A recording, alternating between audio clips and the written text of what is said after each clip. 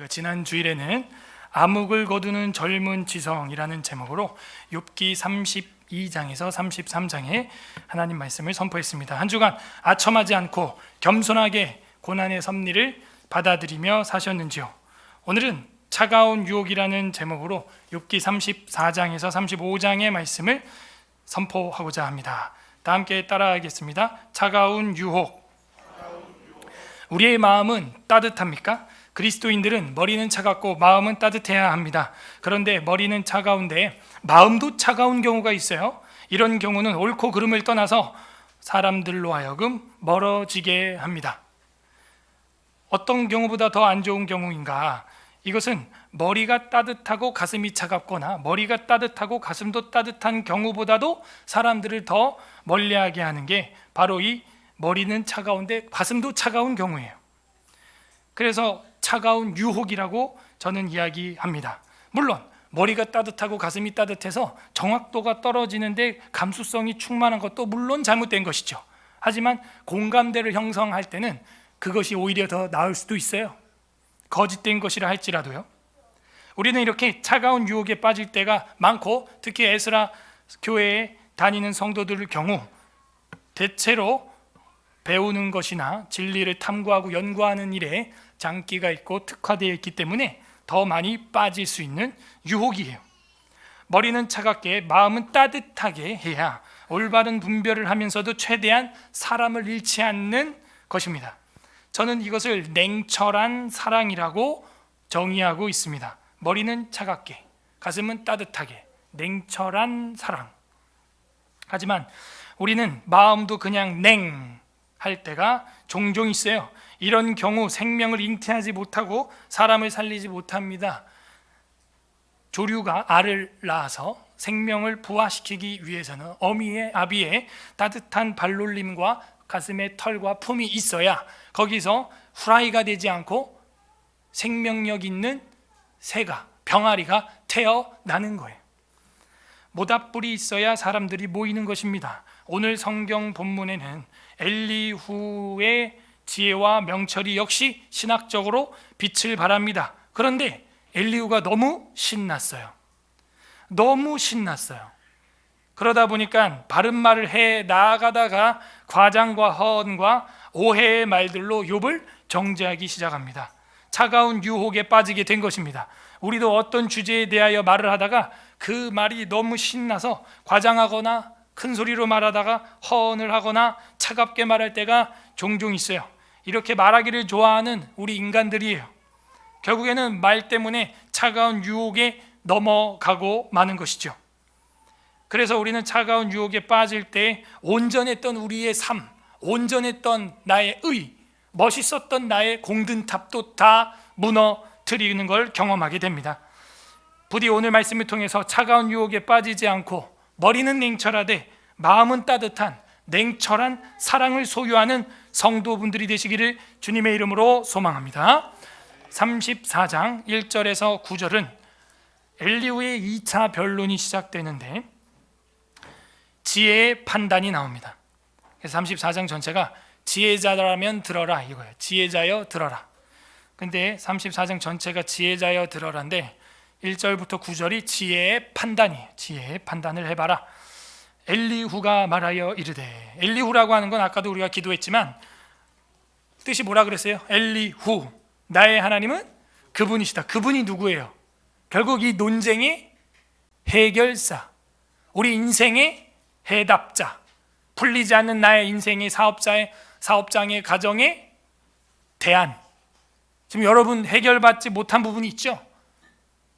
욥과 세 친구처럼 논쟁과 혼란 속에 빠져 있는 게 있죠. 그거에 대한 해결자가 바로 하나님이시다 하는 게 엘리후라는 말이에요. 자, 그래서 엘리후가 말하여 이르되, 지혜 있는 자들아 내 말을 들으며 지식 있는 자들아 내게 귀를 기울여라. 근데 이런 말을 계속 반복하죠. 33장 1절에도 그러고. 여러분도 대화하는데 잠깐만 내 말 좀 들어봐. 내 얘기 들어봐. 이렇게 말하는 사람은 보통 어떤 사람이에요? 뭔가 답을 가지고 있거나 다른 관점이 있거나 해안을 가지고 있는 사람이 이런 말을 하죠. 내 얘기 좀 들어봐. 조용하고 내 말 좀 들어봐. 이런 말을 하죠. 뭔가 다른 대책이 있는 사람들이 이런 말을 하게 됩니다. 그래서 이 엘리후도 그런 말을 해요. 지혜자들아 내 말을 들어라. 지식이 있는 자들아 내게 귀를 좀 기울여 봐라. 들어봐라. 입이 음식물의 맛을 분별함 같이 귀가 말을 분별하나니. 입이 음식물의 맛을 분별하는 것처럼, 그죠? 혀가 맛을 분별하는 것처럼 너희 귀가 진리를 분별하게 될 것이다. 이런 말을 하는 거예요. 근데 이 말 누가 한 거냐면 12장 11절에 욥이 이미 했던 말입니다. 기억나세요? 그래서 엘리후의 이 긴 변론들이 1차, 2차, 3차, 4차까지 나오는데 답변을 못하는 이유가 다 그들의 대답, 논쟁들을 붙잡고 엘리후가 이야기하기 때문에 이 사람들이 답을 못해요. 그래서 이 혀가 맛을 분별하는 것처럼 너희 귀가 진리를 분별할 것이다. 여러분도 그래서 여기까지 온 것이죠. 뭐 부처, 알라, 뭐 예수님, 그 중에서도 들어보고 생각해보고 이 창조물과 우주 만물의 운행과 이 별들의 움직임을 생각할 때 여호와 하나님 창조주 그분이 진짜 조물주다 라고 여러분 귀가 분별한 거죠.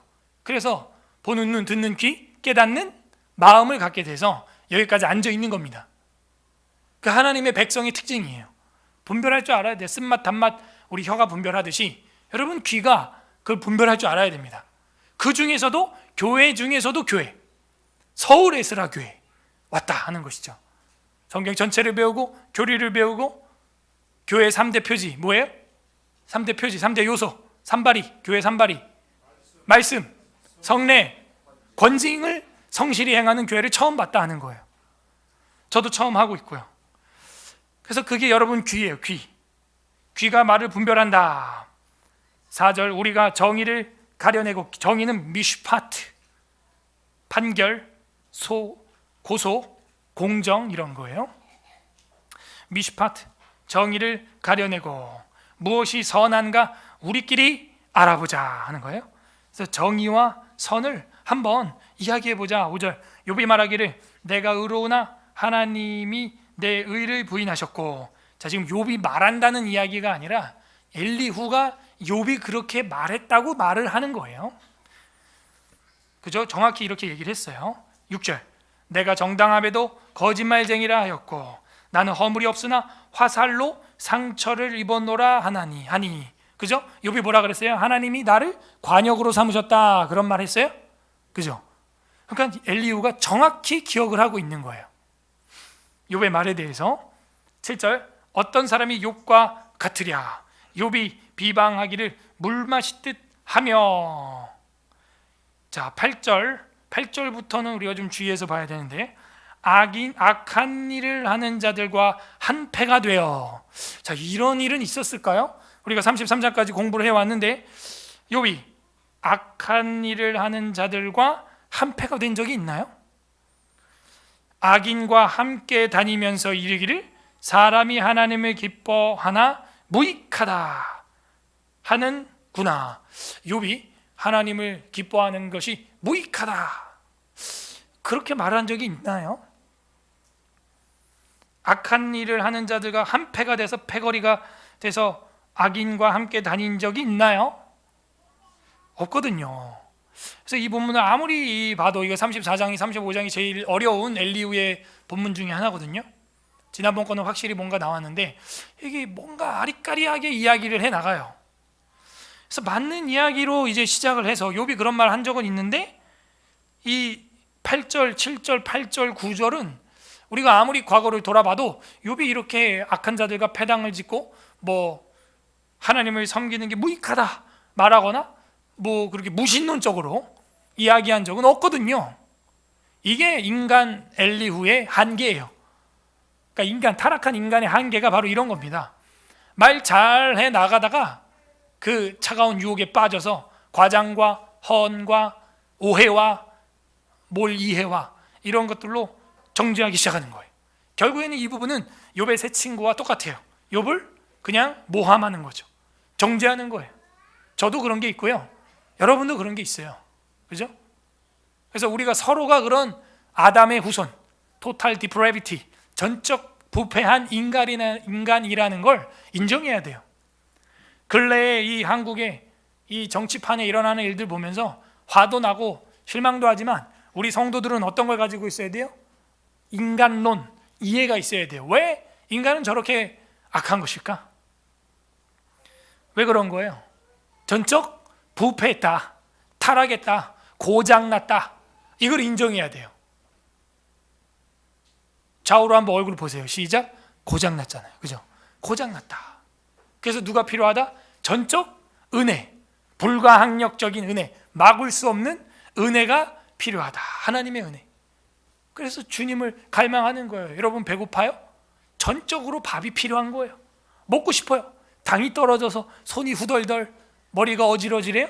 전적으로 밥이 필요한 거예요. 마찬가지예요. 신앙적으로 영적으로도 우리가 전적으로 부패하고 타락했다는 걸 인정한다면 전적인 양식이 필요한 거예요. 우리가 먹을 밥이 필요한 거예요. 예수 그리스도가 우리의 양식이 되어주시고 주님의 피가 우리의 음료가 되어 주신 것입니다. 그게 복음이에요. 엘리후에게도 결국에는 복음이 필요한 거예요. 아무리 냉철하지만 마음은 따뜻해야 하거든요. 10절부터 15절까지 하나님의 정의에 대하여 이야기를 합니다. 10절, 그러므로 너희 총명한 자들아 내 말을 들으라.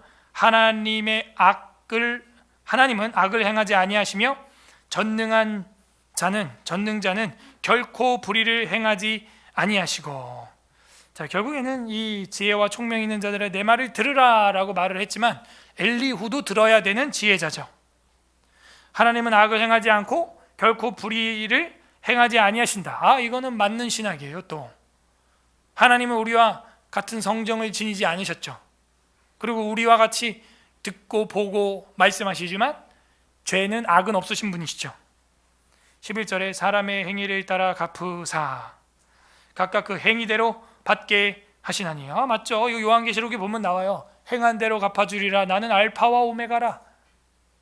요한계시록 22장에 나옵니다. 12절, 진실로 하나님은 악을 행하지 아니하시며 전능자는 공의를 굽히지 아니하시느니라. 이 신학은 완벽한 옳은 신앙이에요. 신학이에요. 맞아요.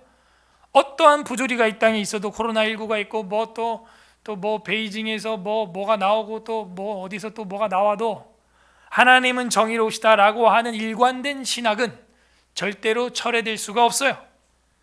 그래서 이 신학을 가지고 있는 건 맞아요. 이것이 하나님의 속성입니다. 13절, 누가 땅을 그에게 맡겼느냐? 누가 온 세상을 그에게 맡겼느냐? 그가 만일 뜻을 정하시고 그의 영과 목숨을 거두실진대. 모든 육체가 다 함께 죽으며 사람은 흙으로 돌아가리라. 그러니까 누가 하나님에게 땅과 온 세상을 맡겼냐? 그분 아니냐? 그분이 주인이다. 누가 하나님에게 맡긴 게 아니다. 원래 그분 거다.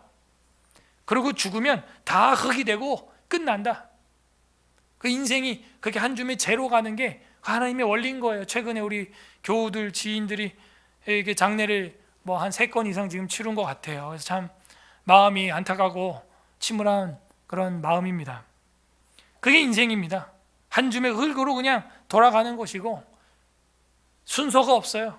오는 건 순서가 있는데 가는 데는 순서가 없는 거예요. 저도 때로는 생각을 하는 거예요.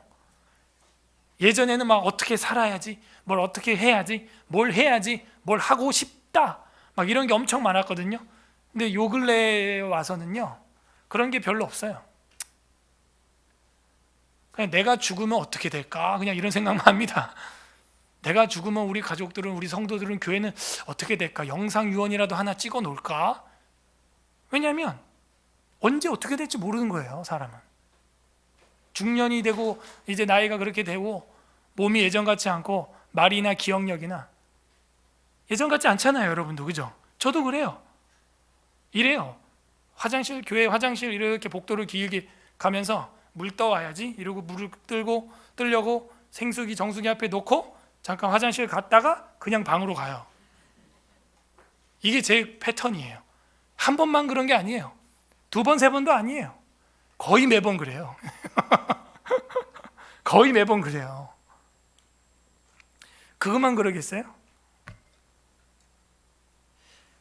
이제 어떻게 죽을 것인가, 죽으면 어떻게 될까, 그런 생각을 더 많이 하게 되고 걱정하죠. 그럴수록 어떻게 되는 거예요? 신앙을 갖는 거예요. 영원한 양식을 사모하는 거예요. 방법이 없어요. 그렇다고 내가 죽고 나서 우리 가족들이 그냥 늘 슬픔에 잠겨 살기를 바랍니까? 그것도 아니거든요. 그럼 인생에 해답이 없어요. 사람이 죽으면 흙으로 돌아가는 거예요. 모든 육체가 다 함께 죽으며 사람은 흙으로 돌아가리라. 그 만국의 이치인데 어떡합니까? 답이 없는 거예요. 이 암울한 세상 염세주의로 살아갈 수도 없잖아요. 그러면 결국은 자살하는 거거든요. 염세주의의 끝은. 결국에는 우리 인생을 기쁘게 살 수 있는 방법은 딱 하나, 기쁜 소식, 굿뉴스, 복음밖에 없는 거예요. 그래서 아이들에게도 미리 그런 이야기를 하는 거예요. 그래야 하나님의 정의, 하나님의 공의가 쓰는 것이죠. 이거는 맞는 신학이에요. 엘리후가 아주 대단한 신학을 가지고 있습니다. 계속해서 16절에서 20절까지는 하나님의 공평한 심판에 대해서 이야기를 합니다. 공평한 심판. 16절, 만일 너가 총명이 있거든 이것을 들으며 내 말소리에 귀를 기울여라. 정의를 미워하시는 이시라면 어찌 그대를 다스리시겠느냐. 의롭고 전능하신 이를 그대가 정죄하겠느냐. 그러니까 정의를 미워하시고 그렇게 하나님께서 총명한 분이신데 어찌 그대를 다스리겠느냐. 의롭고 전능하신 이를 그대가 정죄하겠느냐. 그럴 수 없다. 반문이에요. 이건 지금 반어법 질문입니다. 전능하신 이를 너가 정죄할 수 없다. 응? 그가 어떻게 그 너를 감당하겠냐. 18절, 그는 왕에게라도 무용지물이라 하시며 지도자들에게라도 악하다 하시며. 이게 무슨 얘기냐면 하나님이 그런다는 거예요. 왕에게라도 하나님은 무용지물이에요. 지도자에게라도 악하다 할 수 있어요. 하나님은. 그게 뭘 말하는 거예요 지금? 굉장히 지금 돌려서 이야기를 해서 우리가 듣기 어려운데, 하나님은 그만큼 강력하시다. 왕에게도 무용지물이요 지도자도 흠을 찾아낸다는 거. 지도자가 아무리 정의와 공의와 평화와 이런 걸 이야기를 해도, 평등과 이런 걸 이야기해도 하나님은 그의 죄를 드러내게 한다는 거예요. 무서운 이야기입니다 이게. 그래서 지도자들에게라도 악하다 하시며, 이게 하나님의 능력이라는 거예요. 심판. 인간은 몰라요. 인간은 늘 겉으로 평등과 자유와 박애와 정의와 이런 걸 얘기하니까 저 사람은 참 정의롭고 사랑이 많고 평등을, 인권을 참 권장하는 사람이구나, 지도자구나. 우린 너무 단순해서 그렇게 믿는데, 하나님은 그 지도자들의 악도 드러나게 한다는 거예요. 그래서 하나님은 공평한 심판자다. 19절, 고관을 외모로 대하지 아니하시며. 우리는 어쩔 수 없죠. 외모로 대하죠. 그 말이 유순한 것 같고 착하고 순수한 것 같고 촌뜨기 같고 이러면 그냥 착한 줄 알죠. 우리는. 가난한 자들 앞에서 부자의 낯을 세워주지 아니하시나니 이는 그들이 다 그의 손으로 지으신 바가 됨이라. 가난한 자들이 많이 있다고 해서 부자의 낯을 이렇게 세워주지 않아요. 부자도 잘못하면 하나님의 심판을 받는 것이고, 가난한 자도 잘못하면 하나님의 심판을 받는 거예요. 어떤 사람들은 그래요. 하나님은 약자의 편입니다. No! 하나님은 약자의 편이 아니에요. 하나님은 자기 백성의 편이에요. 그래서 제가 반문했어요. 하나님은 약자의 편이 아닙니다. 성경을 다시 보세요. 답을 주지 않아요 저는. 그러니까 우리 그리스도인들이 많이 오해하고 있어요. 무조건 가난한 자, 약자가 그냥 다 성경의 편, 하나님 편인 줄 알아요. 아니에요. 성경을 오해한 거예요. 그것은 가난한 자라고 두둔하지 말고 약자라고 그 편파적인 판단을 내리지 말라고 성경에 되어 있어요. 너희는 공의로 판단하라 이렇게 되어 있어요. 절대 하나님은 약자의 편이 아닙니다. 성도의 편이에요. 그거를 우리가 놓치고 있어요.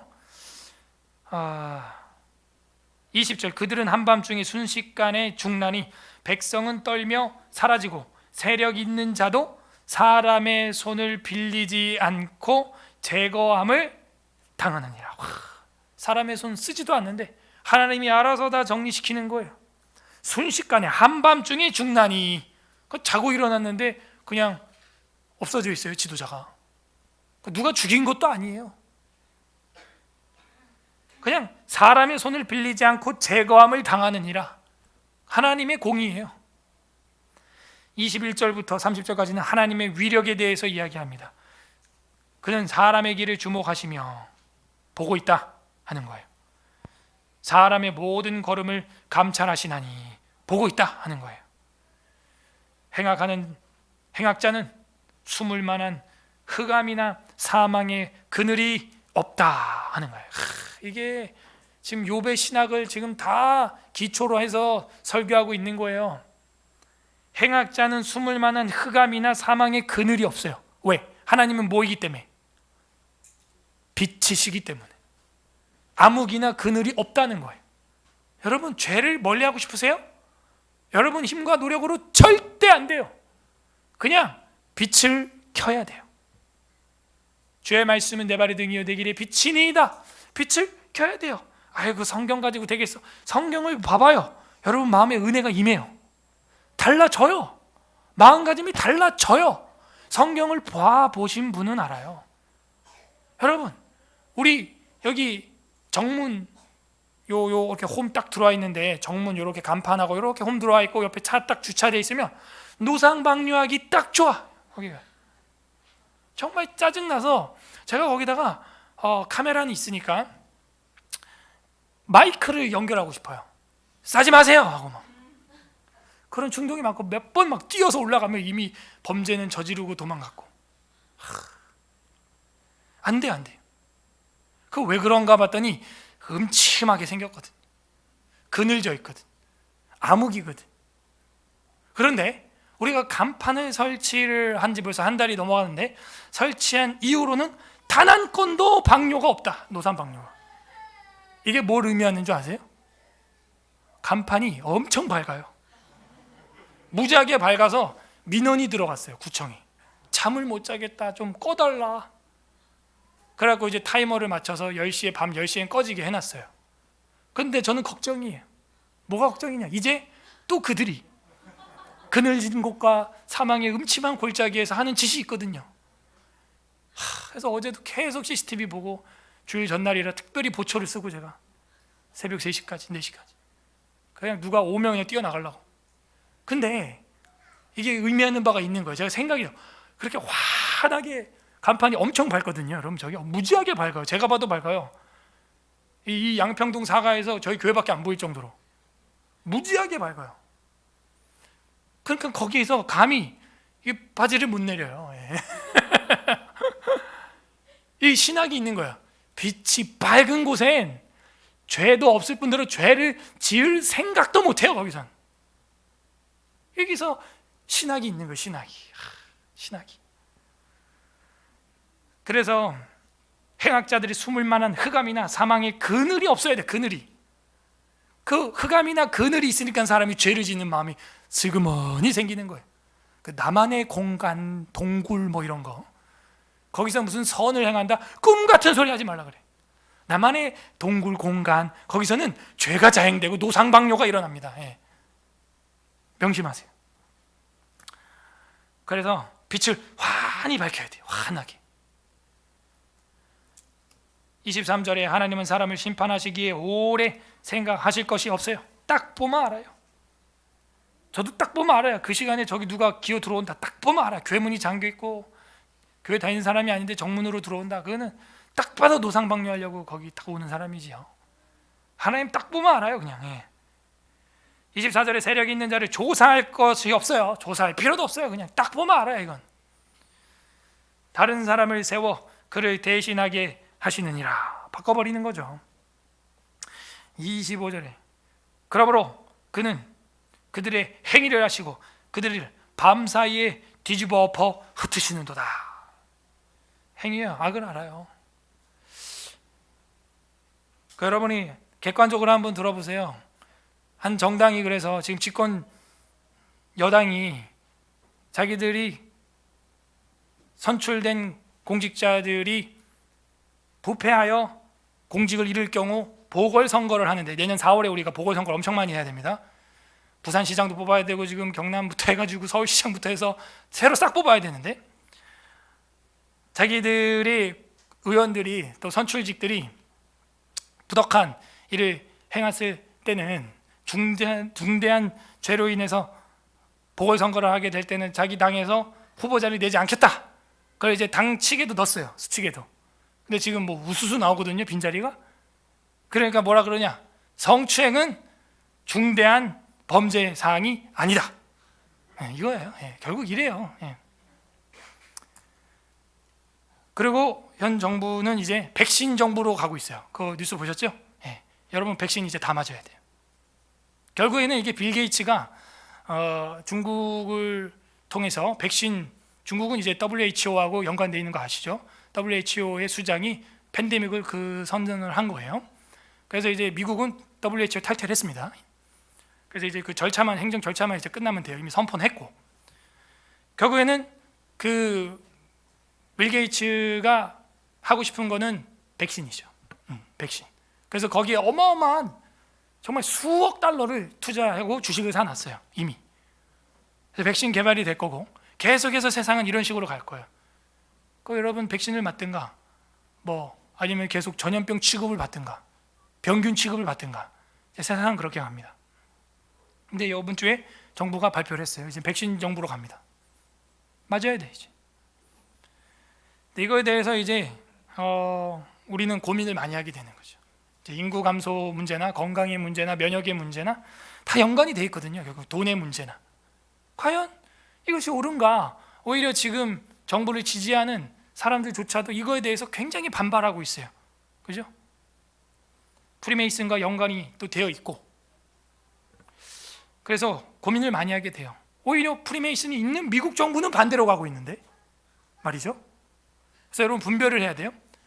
미국의 어떤 정치와 메이슨의 정치, 딥스테이트하고는 완전 다르게 좀 우리가 봐야 됩니다.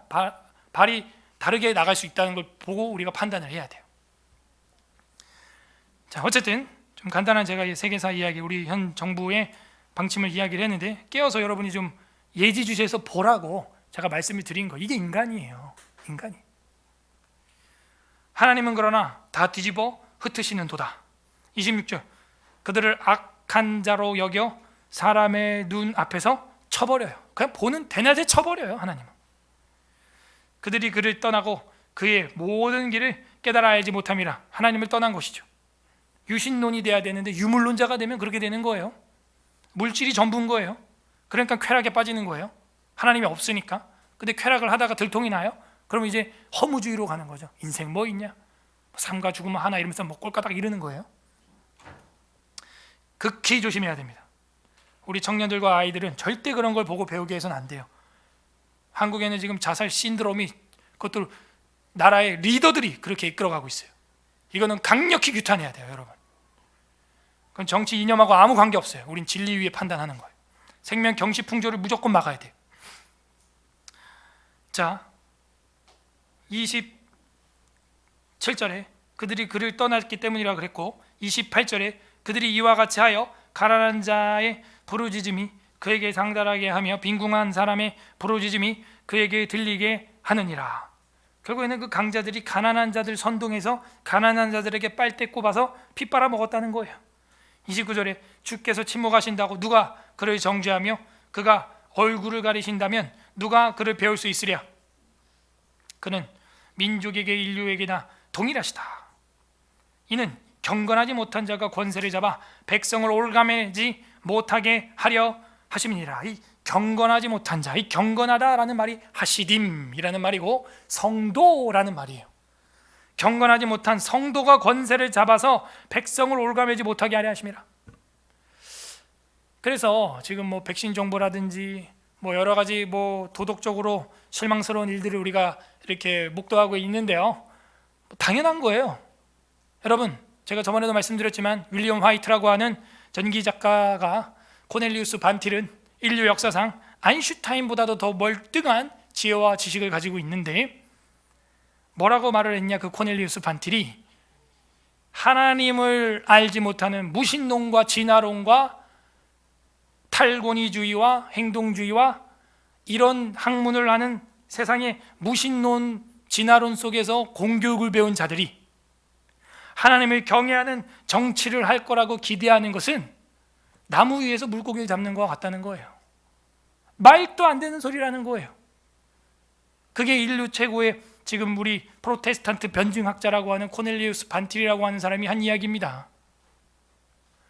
그러니까 우리 성도들이 이런 걸 알아야 되는데 헛된 히어로를 꿈꾸고 있는 거예요. 헛된 영웅을 바라보고 있어요. 나무 위에서 물고기를 찾고 있는 거예요. 물고기를 잡으려면 바다를 가야죠. 어떻게 진화론, 무신론, 공산주의를 배우는 그런 사회에 있는 사람 중에서 히어로가 나오기를 바라고 있냐 이거예요. 말이 안 된다는 거예요. 그거는 하나님을 욕되게 하는 연합이라는 거예요. 코넬리우스 반틸의 말에 하면 그거는 하나님을 욕되게 하는 성도들의 연합이다. 그거는 악한 자들과의 연합. 31절부터 마지막 절까지는 주권자에게 아뢰라. 하나님이 주권자인데 그분에게 아뢰라 하는 거예요. 그래서 경건하지 못한 자는 권세를 잡지 못하게 하려고 한다 하는 말, 그런 말을 했어요. 그러나 지금 욥의 상황에서는 맞지 않아요. 욥이 지금 경건하지 않아서 이런 환난을 당하는 건 아니죠. 근데 이 부분은 엘리후가 좀 말이 좀 커졌어요. 오버하고 있는 것이죠. 냉철한 사랑을 잃어버리고 차가운 유혹에 빠진 것입니다. 그대가 하나님께 아뢰기를 내가 죄를 지어 싸우니 다시는 범죄하지 아니하겠나이다. 내가 깨닫지 못하는 것을 내게 가르치소서. 내가 악을 행하였으나 다시는 아니하겠나이다 하였는가? 죄를 알게 해달라고 기도했는가? 하나님께서 그대가 거절한다고 하여 그대의 뜻대로 속전을 치르시겠느냐? 그러면 그대가 스스로 택할 것이요 내가 할 것이 아니니 그대는 아는 대로 말하라. 하나님께서 그대가 거절한다고 해서 그대의 뜻대로 속전을 치러야 하는 분은 아니다. 그죠? 너가 원한다고 해서 하나님이 뭐 누구를 값을 치러주고 회복시켜주고 원수를 갚아주고 꼭 그래야 하는 분이 아니다. 이게 뭐예요? 토기장이 마음이다. 악한 자를 악한 날에 적당한 때에 적당하게 쓰시는 건 하나님의 주권이다. 주권 인정이에요. 주권 인정. 토기장이 비유. 34절에 슬기로운 자와 내 말을 듣는 지혜 있는 사람은 반드시 내게 말하기를 욥이 무식하게 말하니 그의 말이 지혜롭지 못하다 하리라 하면서 좀 너무 나간 비난을 하고 있습니다. 이 무식한 욥아, 나는 욥이 끝까지 시험 받기를 원하노니 이는 그 대답이 악인과 같음이니이다. 요거는 엘리후가 좀 오버했어요. 그러니까 엘리후도 결국은 타락한 아담의 후손이고 인간이다 하는 한계를 우리는 오늘 보고 있네요. 37절에 그가 그의 죄의 반역을 더하며 우리와 어울려 손뼉을 치며 하나님을 거역하는 말을 많이 하는구나. 욥의 본심은 사실 그게 아닌데 안타까운 이야기가 좀 많이 나왔어요. 자, 35장 엘리후의 3차 변론이 나옵니다. 영향받지 않는다. 하나님은 영향받지 않는다. 그런 이야기를 합니다. 1절부터 8절 하나님은 영향받지 않는다. 엘리후가 말을 이어 이르되 그대는 이것이 합당하게 여기느냐? 그대는 그대의 의의가 하나님께로부터 왔다는 말이냐? 그대는 그것이 내게 무슨 소용이 있으며 범죄하지 아니한 것이 내게 무슨 유익이 있겠느냐고 묻지만 내가 그대와 및 그대와 함께 있는 그대의 친구들에게 대답하리라. 이게 그대와 그의 그대와 그대, 이게 너무 많이 그대가 많이 나와서 읽는 사람으로 하여금 되게 어렵게 만들어요. 그래서 어쨌든 너의 의의가 지금 하나님께로 왔다고 하냐? 너도 지금 네가 주장하는 그 의의가 너 하나님이 준 거야? 지금 이렇게 말하고 있는 거죠. 그리고 너하고 너 친구들한테 내가 한번 말할게 하는 걸로 보아 지금 욥의 그 친구들과 같이 있다는 것을 우리는 알 수 있어요. 5절 그대는 하늘을 우러러보라. 그대보다 높이 뜬 구름을 바라보라. 하늘을 우러러 한 점 부끄러움 없냐? 진짜 그렇게 살고 있냐? 그대가 범죄한들 하나님께서 무슨 영향이 있겠으며 그대의 악행이 가득한들 하나님께 무슨 상관이 있겠으며. 이게 무슨 얘기예요? 너가 아무리 악하다고 해도 그 하늘에 가득 찬 하나님의 영광이 전혀 눈 하나 깜짝 안 한다. 야, 도대체 네가 뭐라고 얼마나 하나님과 친했다고 너가 잘못되면 하나님도 잘못될 거라는 그런 생각을 가지고 있는 거야? 하나님은 영향받지 않아. 그런 얘기를 합니다. 7절에 그대가 의로운들 하나님께 무엇을 드리겠으며 그가 그대의 손에서 무엇을 받으시겠느냐. 그죠? 하나님이 홀로 완벽하시고 자존하신 분이지 우리가 뭘 하나님께 해야 하나님이 뭐 만족되고 온전해지시는 그런 분은 아닙니다.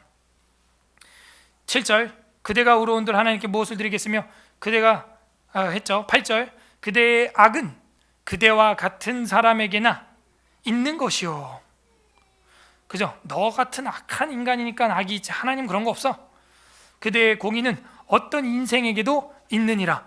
그리고 반대로 말하면 너가 가지고 있는 의는 일반적인 사람들은 웬만하면 다 가지고 있는 의야. 너만 가지고 있는 의가 아니야.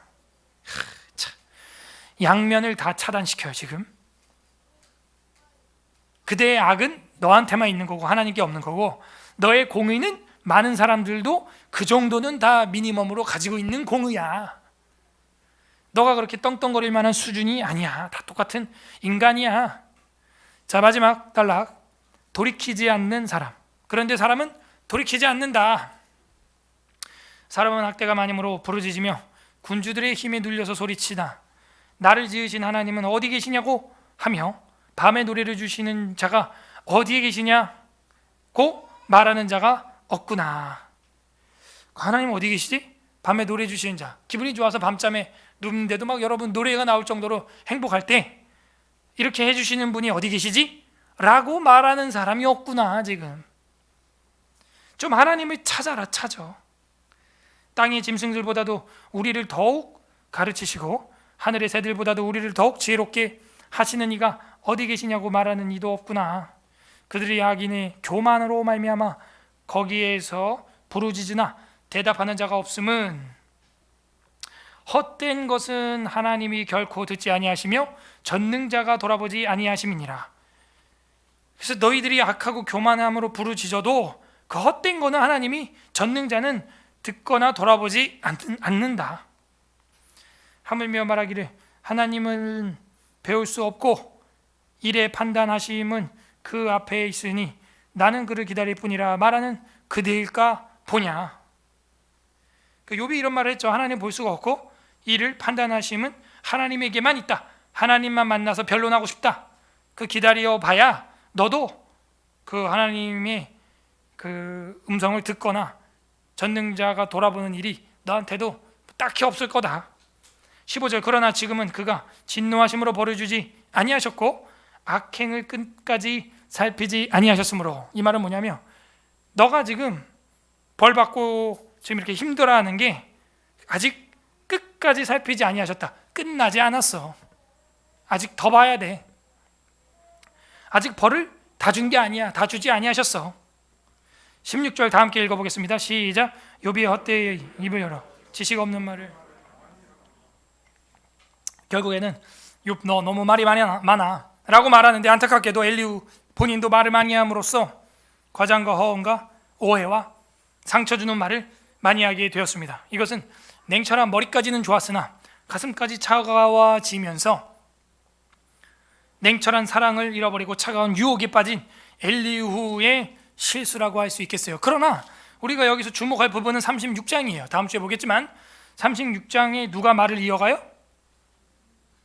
엘리후가 말을 이어가죠. 이게 참 생각을 하게 하는 부분인데 뭐냐면 다른 사람들이 말을 못해요. 지금 욥이나 엘리바스, 소발, 빌닷 이쯤 되면은 뭐 소발이 대답하여 이르되 욥이 대답하여 이르되 욥이 엘리후의 질문에 대답하여 이르되 뭐 이런 게 나오는 게 지금까지의 정상적인 패턴인데 이게 지금 뭐냐 하는 거예요. 그래서 많은 학자들이 추측하건대 엘리후가 좀 넘어서는 말도 있었던 것이 사실이지만 그의 대체적인 신학이나 욥에 대한 그 사실 체크는 거의 맞았다 하는 거죠. 거의. 그러니까 욥도 그거에 대해서 뭐 토를 달지 않아요. 왜냐하면 아마도 욥도 마음속으로 은근히 그런 게 있기는 있었나 봐요. 그렇다고 뭐 엘리후가 말한 이 모든 욥에 대한 판단과 비방과 재단들이 다 맞다는 이야기는 아니에요. 욥이 악한 일을 하며 악한 자들과 한패가 됐다든지 뭐 이런 것들은 좀 너무 도가 넘어선 말들인 것이죠. 마음이 따뜻하지 못한 발언이라고 할 수 있겠어요. 정리해 보면은 우리도 냉철한 사랑보다는 차가운 유혹에 빠질 때가 많습니다. 머리가 냉철하다 보니까 그 냉철한 판단과 지혜를 돋보이게 하다 보니 결론까지도 따뜻한 마음과 사랑으로 내리지 못하고 그냥 차갑게 끝나고 마는 경우를 종종 보게 됩니다.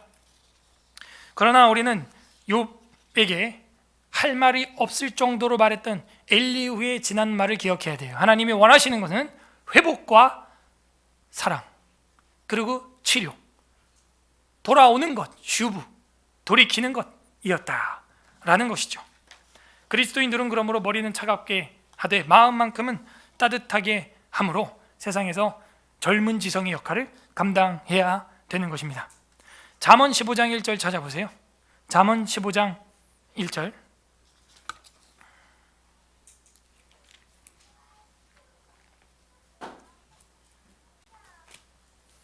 926페이지, 926페이지 잠언 15장 1절 합독합니다. 시작. 유순한 대답은 분노를 쉬게 하여도 과격한 말은 노를 격동하느니라. 이런 지혜가 우리에게 필요합니다.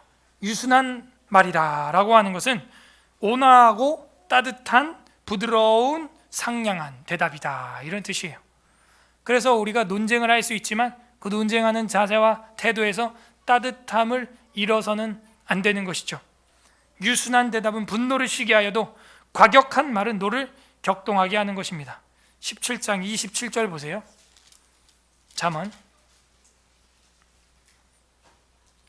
930 페이지, 930페이지 잠언 17장 27절 합독합니다. 시작. 말을 아끼는, 결국에는 머리는 차갑게 해야 되는 게 성경적이에요. 냉철한 자는 그죠? 명철해지는 거예요. 그런데 지금 같은 잠언에서 아까 말했죠? 유순한 말로 해야 한다 하는 거예요. 그거는 뭐예요? 따뜻함으로 해야 한다. 온화함으로, 부드러움으로 온기를 가지고 해야 한다는 것이죠. 이게 쉽지 않아요, 사실은. 엘리후도 너무 신나다 보니까 빗나가는 거예요. 너무 신나다 보니까. 29장 8절 보세요. 잠언 29장 8절. 943페이지 943 잠언 29장 8절 합독합니다. 시작. 거만한 자는 성읍을 요란하게 하여도 슬기로운 자는 노를 그치게 하느니라. 이 슬기롭다라고 하는 말이 지혜롭다 하는, 냉철하다 하는 말이에요. 예리하다 이런 말이에요. 슬기롭다 하는 것이죠. 11절 보세요. 합독합니다. 시작. 어리석은 자는 자기 노를 다 드러내어도 지혜로운 자는 그것을 억제하느니라. 지혜롭다 하는 말이 호크마, 명철하다라는 말인데요. 어리석은 자는 노를 다 바래요. 그러나 지혜로운 자는 그걸 억제한다는, 억제. 그래서 우리가 뭐 술도 잘 안 마시는 이유가 그런 거 아니에요? 이게 억제가 안 돼요.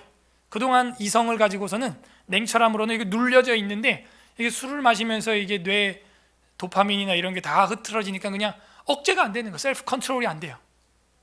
이번 주에도 또 유명 개그맨 하나가 음주운전을 이 올림픽대로에서 13km나 해가지고, 그 생활의 달인 뭐 그 개그 코너에 나왔던 그 사람이 음주운전 해가지고 불구속 저거 됐잖아요, 그죠? 그러니까 이게 술을 먹으면 억제가 안 돼요, 억제가. 그러니까 술을 먹어도 억제가 되면 뭐 다행인데 잘 안 된다는 거죠. 어리석은 자는 그래서 노를 다 드러내요. 그리고 후회하죠. 근데 지혜로운 자는요, 명철과 냉철한 사람은요, 그걸 억제할 수 있어야 돼요, 사람이. 억제 못하면 동물이에요, 동물. 그거는 억제할 수 있어야 됩니다. 그래서 우리가 법과 도덕과 윤리를 가지고 있는 것이죠. 골로새서 4장 6절 신약 성경 보세요. 골 4장 6절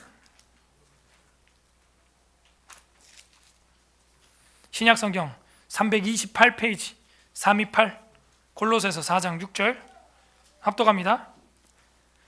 골로새서 4장 6절 시작. 너희 말을 항상 은혜 가운데서 소금으로 맛을 냄과 같이 하라. 그죠? 우리가 말을 하는데 맛깔나게 해야 돼. 결국 음식의 맛은 소금에서 나는 거거든요.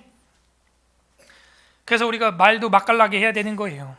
그래야만 각 사람이 마땅하게 대답하게 된다는 것이죠. 네.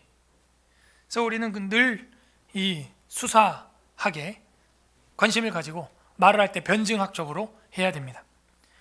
요한일서 3장 18절 보겠습니다. 요한일서 3장 18절.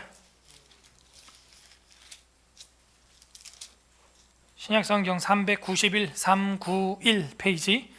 요한일서 3장 18절 391 페이지. 요한일서 3장 18절 합독합니다. 시작. 자녀들아 우리가 말과 혀로만 사랑하지 말고 행함과 진실함으로 하자.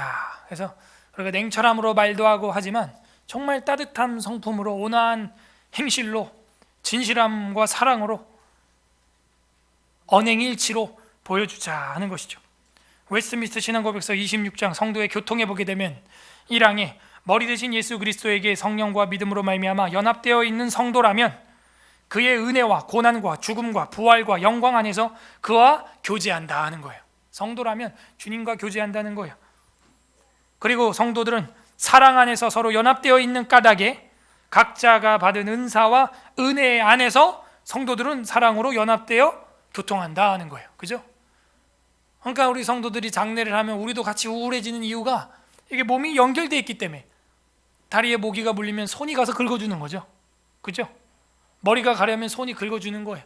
그 몸의 한 연합체의 기능입니다. 기능. 그래서 저는 우리 교회가 참 복되다 생각하는 게 그런 장례 일들이나 이런 게 있을 때 보면은 메가처치보다도 조문이 더 많이 와요. 진짜요, 여러분. 메가처치 제가 다녀봐서 알아요. 그 교회에서 우리 교단에서 제일 큰 강남에 있는 교회에 저희 아버지는 그 교적이 있어서 돌아가신 다음에 온 성도들이 끼케하면 10명밖에 안 돼. 성도 수는 몇만 명인데 막. 근데 저희 교회는요, 일단 뭐 직계 일이 생기면 담임 목회자 무조건 가고요. 장로님 뭐 성도님들 하면 막 20-30명씩 막 가는 거예요.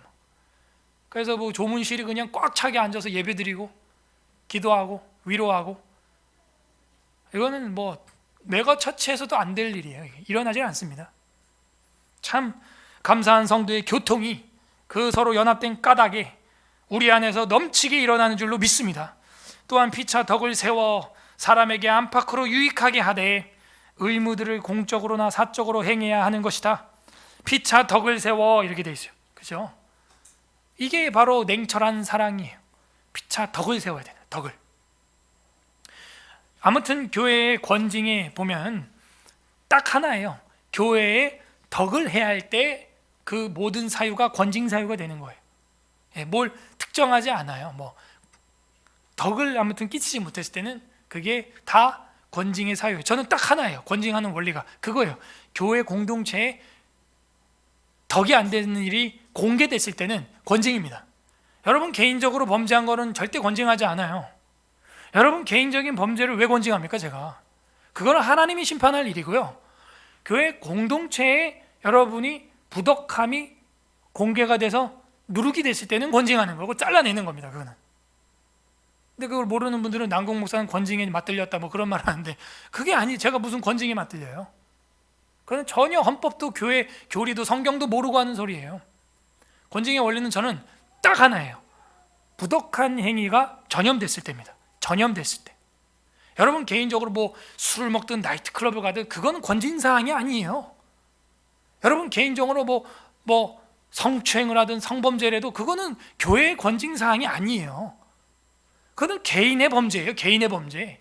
개인의 범죄는 개인이 하나님 앞에 심판받을 일이지 교회에 들춰낼 일이 아니죠. 근데 그 개인의 범죄가 공개되고 전염됐을 때는 그거는 권징의 사유가 되는 것이죠. 그러므로 또한 피차 덕을 세워 사람에게나 안팎으로 유익이 되는 사랑의 공적을 공적으로나 사적으로 행하는 것, 그것이 우리에게 필요한 것입니다. 오늘 어떤 하나님 아버지의 마음이 여기 나옵니까? 네, 하나님께서는 공의로우시면서도 우리를 뜨겁게 사랑하신다라고 하는 정의와 사랑이라는 동전의 양면의 하나님을 보여주고 있는 거예요. 그죠? 악인에 대해서는 정의롭게 하시되 자기의 백성을 향하여서는 사랑의 따뜻함으로 끝까지 기다리시는 거예요. 그게 우리 하나님 아버지의 마음입니다. 각자 적용해 보시기를 바랍니다. 우리는 차가운 마음과 차가운 머리로 너무 차갑게 살아가고 있는 차가운 유혹에 빠지진 않았습니까? 특히 우리 서울의 사랑교회처럼 연구하고 말씀을 배우는 걸 좋아하는 사람들의 특징은 바로 머리로 모든 걸 다 판단해 버린다는 것이죠. 때로는 우리가 머리는 차갑되 마음은 따뜻해야 하는 것입니다. 지금 소그룹 모임을 하면서 여러분이 좀 따뜻하게 대해야 될 대상은 누구인지 한번 생각을 해보세요.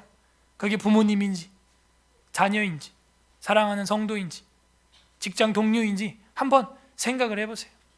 그래서 가정을 이루고 빨리 아이를 낳아봐야 돼요. 그러면 좀 마음이 좀 따뜻해져요. 뭐냐면 저 아이도 누구 집에 우리 집 아이처럼 귀한 집 아들이겠지, 귀한 집 딸이겠지, 이렇게 생각을 한 번만 입장 바꿔 생각을 해보면 조금 이해되는 부분들이 나오기 마련입니다. 끝맺습니다. 우리 주 예수 그리스도께서는 냉철함과 따뜻함을 다 가지고 계셨습니다. 마지막 성경 마태복음 10장 16절 읽어보겠습니다. 마태복음 10장 16절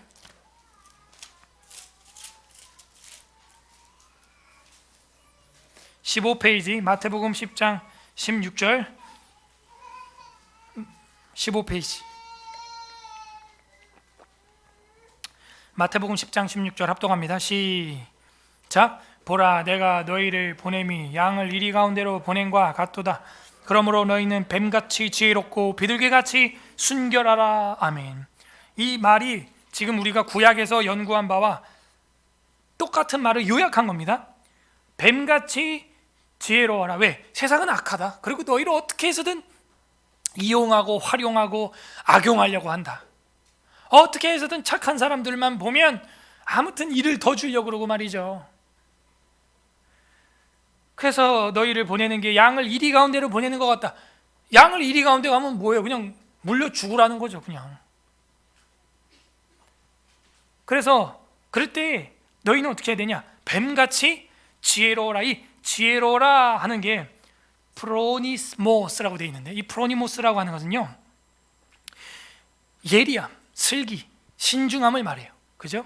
오늘 우리가 공부하고 있는 명철과 유사한 말이죠. 그래서 뱀같이 그렇게 신중하고 명철하고 슬기롭고 예리해라. 그 부분에 있어서는 날카로워야 한다.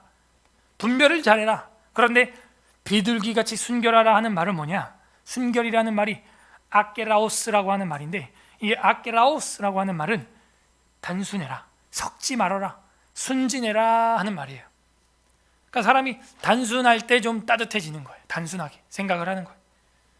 순진할 때 마음이 따뜻해지는 거예요. 이러죠. 야가 빠진 장사꾼이 10,000원짜리를 이거 10만 원입니다. 근데 제가 8만 원에 깎아줄게요. 착한 사람이 예, 그렇군요. 8만 원 여기 있습니다 하면 어떤 경우 그 야가 빠진 장사꾼이 오히려 미안해서 그냥 5만 원에 드릴게요. 이러는 경우가 있어요. 너무 순진한 사람을 만났기 때문에, 너무 따뜻한 사람을 만났기 때문에 두꺼운 외투를 벗는 거예요. 여러분, 두꺼운 외투를 입고 가는 사람이 강력한 태풍이 불 때 그 외투를 벗나요? 따뜻한 햇빛이 쬐어질 때 외투를 벗나요? 따뜻할 때 외투를 벗는 거예요. 그래서 주님께서는 머리로서는 죄 앞에서는 냉철하되 죄인들에 대해서는 따뜻하게 기다리고 불편하고 있어라, 이렇게 말하고 있는 것이죠. 하지만 죄를 회개하지 않는 자들에 대해서는 두 가지를 다 주님은 취하고 있어요. 자신을 파는 가룟 유다와 함께 식탁을 같이 할 수 있어요, 여러분? 이게 주님의 죄인을 향한 비둘기 같은 순결함이에요. 단순함, 따뜻함이에요. 그러나 그의 죄에 대해서는 냉철한 거예요. 네가 차라리 나지 않았다면 좋았을 뻔했다. 이 두 가지를 가지고 있어요. 본디오 빌라도를 만나서 무지한 자를 넘길 때 주님이 그 본디오 빌라도를 심판할 수 있지 않겠어요? 헤롯 대왕 앞에서 하나님의 능력을 사용할 수 있지 않았겠어요? 하지만 주님은 죄에 대해서 냉철했으나 따뜻하게 끝까지 하나님의 뜻을 이루는데 사랑으로 일관하고 능력을 남용하지 않았어요. 그리고 십자가에서 그 냉철한 사랑으로 우리에게 살과 피를 쏟아주신 겁니다. 이게 냉철한 사랑이에요.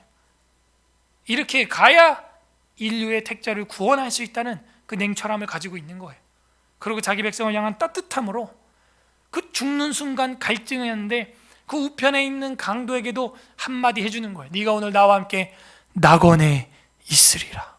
마지막 한 명까지도 구원하시는 거예요.